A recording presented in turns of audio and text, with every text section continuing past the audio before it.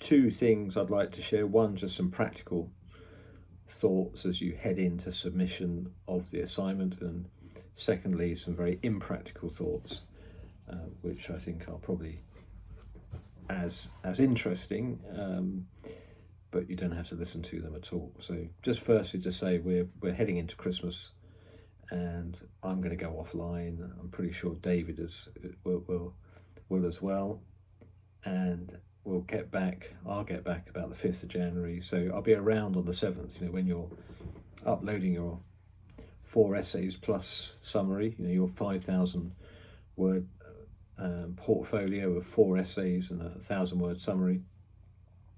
I'll be around on the 7th. So don't panic. Please don't panic over this journey. I think both David and I are trying to make sure this is much more about the journey than it is about topping and tailing in the right font. You know, I hope you're getting that strong sense. This is about your curiosity, not about the previous very prescriptive, didactic experiences we can have in modern Western, educational establishments who get very, very paranoid about process. It's very much about hearing your discovery. So I'm very looking forward to the submission. So that's the practical bit. Please be relaxed.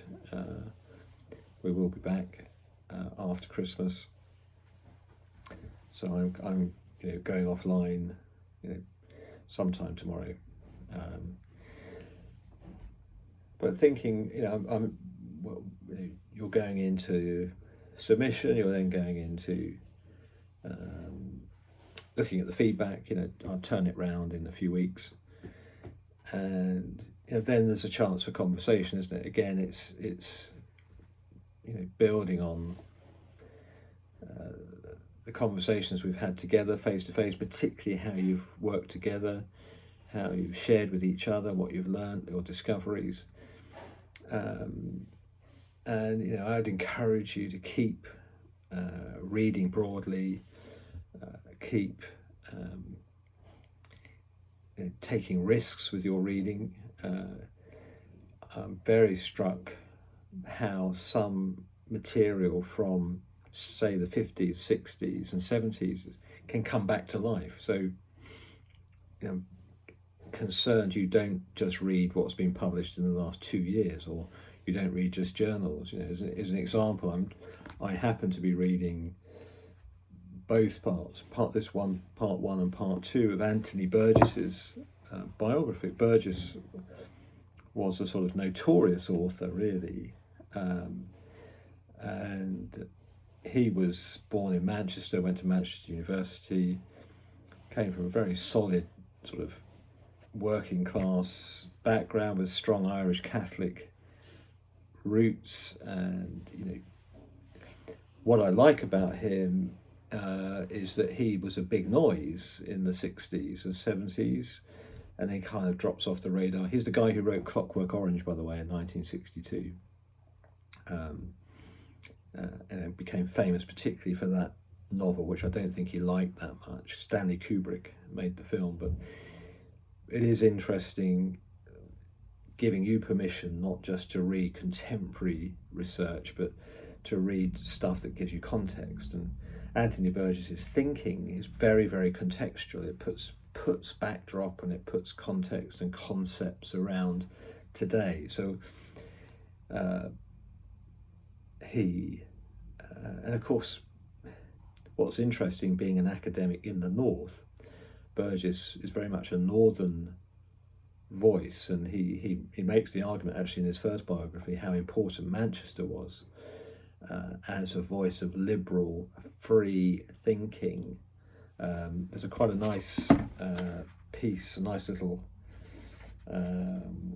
description of Manchester in here, if I haven't lost it completely. But it did again make me think about the voices you're listening to, the context that they create, where they came from.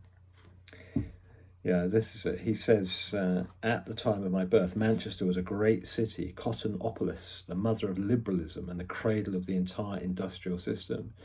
It had the greatest newspaper in the world, meaning the only independent one. The Manchester Guardian debased itself when it brought itself down, when it grew ashamed of its city of origin. A superb liberal organ was turned into an irritable rag, dedicated through a fog of regular typographical errors.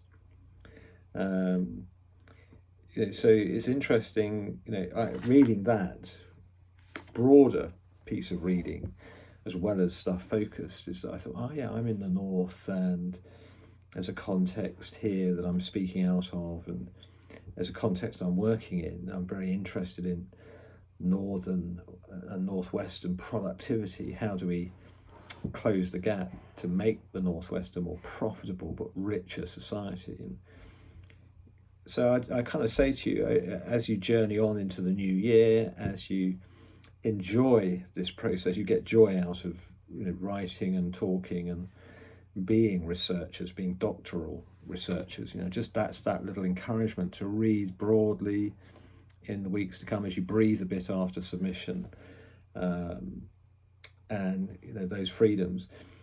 Burgess makes a very interesting point. He argues that sometimes the humanities, the English and you could say management and leadership, and is a humanity. How there is a temptation not to be as rigorous as the sciences, as the engineers, who learn facts. And so I thought he makes a good point that the more vigorous and more in depth and more persistent our reading, as people working within the management, business, leadership, organisational sphere, that the richer our writing and the richer our journey is. So yeah, I think that's it. I think as you come up for air after this, do choose some broader books. Maybe go back to books that were significant a little while ago, and treat yourself to key writers that put context around. I think the other book that struck me, that I finished the other day, was Francis Fukuyama's Identity. Well, not identity politics, it's just identity. And yeah, again, that was a nice contrast. And you've got Burgess that is giving us a sort of post-war Britain, northern voice that's interesting. Fukuyama has put this out in the last 2 or 3 years, I think, and it's an interesting reading strategy. 218, 219 reprinted. Interesting reading strategy to have that very contemporary view, which is reactive, and then you get those reflective writers. Keep balancing that, and don't necessarily read for. You wouldn't do this anyway. Read for the assignment. Read for yourself, and that's it really. Have a great Christmas and a happy New Year.